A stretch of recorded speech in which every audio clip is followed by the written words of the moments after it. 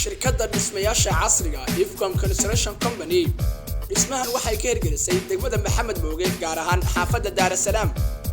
cabirka dhismahan waxa uu ka kooban yahay 24 mitir iyo 18 mitir. waa hal jago oo laga dhisay laba guri oo midkiiba uu ka kooban yahay 4 hurdo fadhi iyo cunto laba suuli.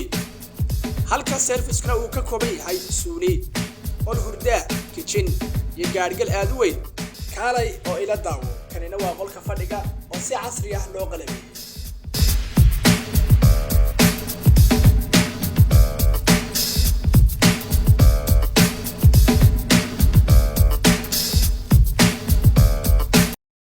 kanina waa qolka hurdada oo isna si casri ah loo qalabay.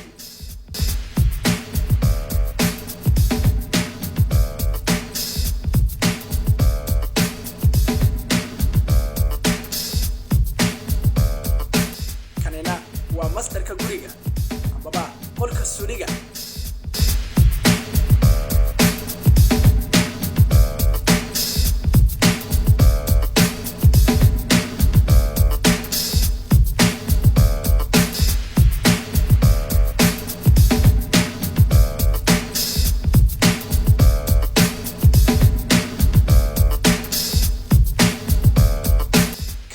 oo dalabkaaga u dhiibo shirkadda dhismayaasha casriga Ifcom Construction Company.